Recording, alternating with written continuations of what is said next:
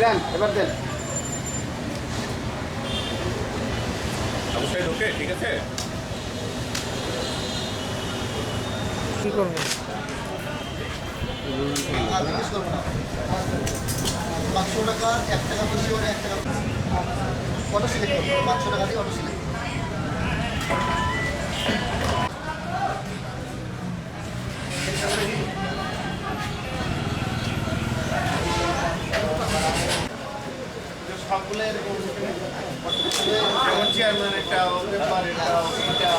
না মেম্বার এটা হয়নি, মেম্বার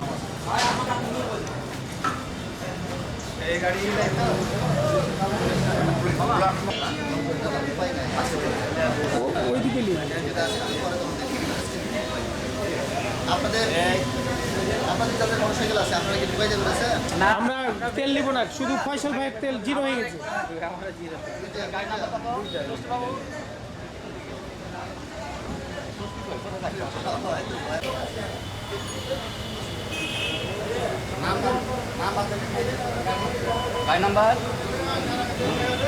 আর মেমু কি এটাতে লাগবে না তো?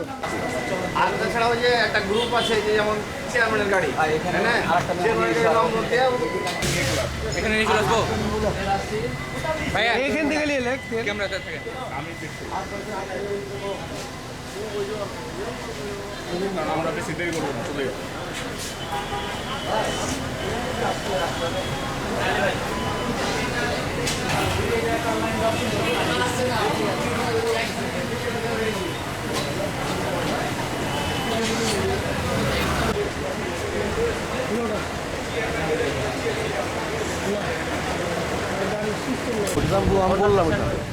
কাজ করতে পারবেন না, ওখানে যে ডালিমের কাছে একসাথে আপনার কি আছে আমরা যেভাবে বললো আমি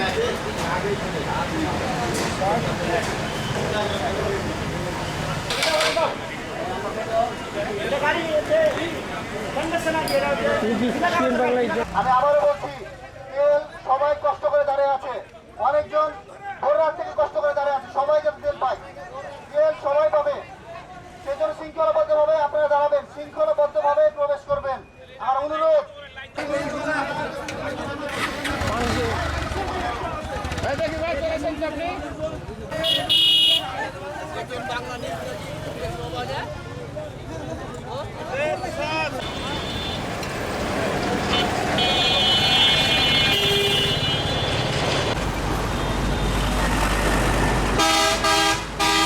ক্ষমতা থাকলে আপনাদের সিরিয়ালের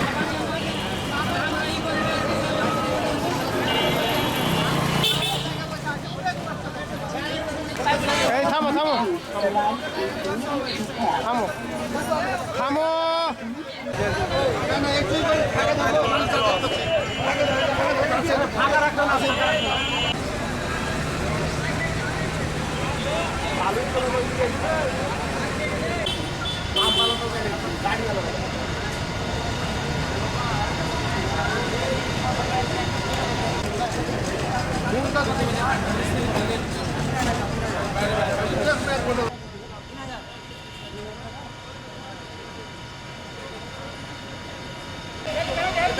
তাকাবার দরকার নাই, আপনি ওর দিকে তাকান।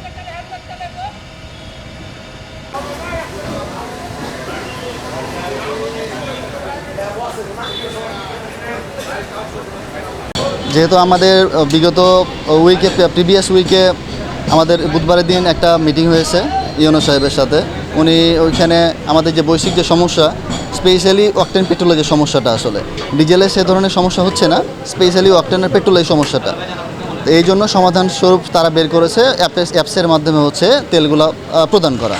তো এটা আমি পার্সোনালি যেটা ফিল করছি যে অ্যাপসের মাধ্যমে তেল প্রদান করলে যেভাবে ওনারা ইনস্ট্রাকশন দিয়েছে 500 টাকা করে দিয়েছে, দ্যাটস ইনাফ ফর এভরিওয়ান। কারণ এভাবে যদি স্পেসিফাইড করতে যায় ওনারা, তাহলে আসলে সম্ভব হবে না যে কতজনের প্রবলেমগুলো ওনারা শর্ট আউট করবে। তাই ইনিশিয়েট করে দিয়েছে 500 টাকা করে তেল। এটা আশা করি যে সবাই এই সমস্যায় সবাইকে একটু ধৈর্য ধরে এই তেলের মধ্যে নিজের প্রয়োজনীয়তাগুলোকে সীমাবদ্ধ করে চালাই নিতে হবে।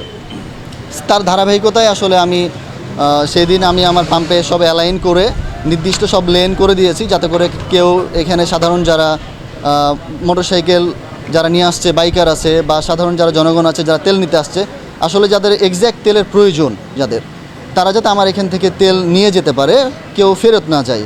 আমার মূল উদ্দেশ্য হচ্ছে এটা। তারই ধারাবাহিকতায় সকালে আমরা খুবই সফলভাবেই আসলে আমাদের কার্যক্রম শুরু করেছি। আপনারা দেখতে পাচ্ছেন পেছনে আমার কার্যক্রম চলমান রয়েছে।